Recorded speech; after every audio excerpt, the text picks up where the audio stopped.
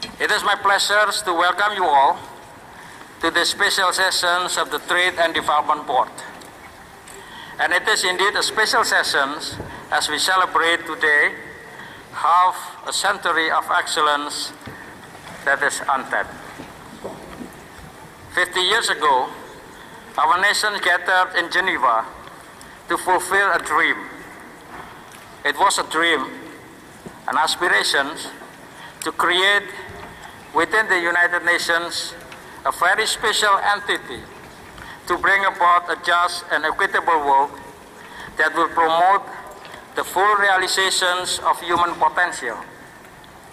In the words of the final act of UNCTAD 1, and I quote, "The states participating in the conference are determined to achieve the high purpose embodied in the United Nations Charter to promote social progress and better standard of life and larger freedom, to seek a better and more effective system of international economic cooperation, whereby the division of the world into areas of poverty and plenty may be banished and prosperity achieved by all, and to find ways by which the human and material resources of the world may be harnessed for the abolition of poverty everywhere." In an age when scientific progress has put unprecedented abundance within man's reach, it is essential that the flow of world trade should help to eliminate the wide economic disparities among nations. The international community must combine its effort to ensure that all countries, regardless of size, of wealth, of economic and social system, enjoy the benefit of international trade for their economic development and social progress. End of quote.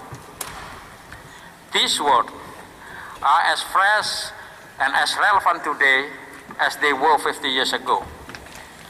These words are as powerful and inspiring today as they were 50 years ago. And these words represent the unfinished business of 50 years ago. This word, this objective, these principles underscore the reality that UNCTAD is as relevant as ever. The world of today may be different in many ways from the world of 1964, but the magnitude of these changes is overshadowed by the magnitude of the work that remains to be done. Fortunately, we are at one of those unique junctures in history when we can accomplish much in a very short span of time.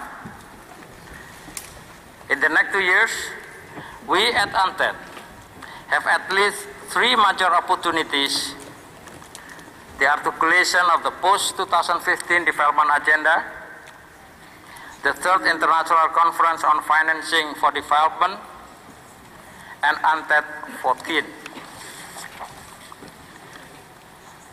Each of those processes is a human opportunity to harness the tremendous intellectual resources of UNCTAD and truly make a difference. For many years, we have prided ourselves on UNCTAD as an incubator of ideas. We must move on and make UNCTAD a nursery for actions. This means that ideas and even a conceptual consensus could be reached in our hall, with the details to be negotiated in an appropriate forum. What is important is to recognize that the artificial and stifling constraint of recent years of debate in these great institutions must give way to the free and open dialogue and consensus building that was the bedrock of UNCTAD since its foundations. Indeed, we must recapture the spirit of 1964, when great men told the great talk and courageously engaged in mighty debates that helped change the world. They did not avoid debate. They did not hide from the challenges. and they did not recall the adversity. Rather, they showed that great men with great minds realize great deeds by confronting the challenges of their day. Lesser men are imprisoned by their mediocrity. Let us not be held prisoners, but let us liberated by the greatness upon which UNCTAD is built. This means that we must seize the occasions of this Golden Jubilee to rededicate ourselves to the true work of UNCTAD, which is to bring about justice and equity and in the global economic system for all humanity. If we are worthy of the touch, we'll accomplish great things. If we fall short of what humanity expects from us, we will be guilty of the very injustice that have marred much of the world in poverty. In the coming days, we will have many opportunities to reflect on the past 50 years and look forward to what must be done in the next 50 to address the very deep and persistent development challenges that the post-2015 development agenda will seek to overcome. As we do so, let us remember the high scope of ambition for UNCTAD.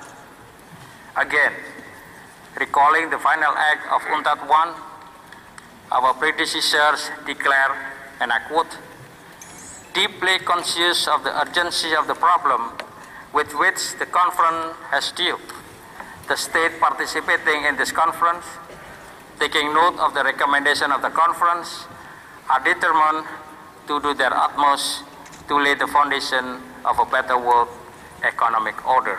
End of quote. Let us celebrate 50 years of UNCTAD.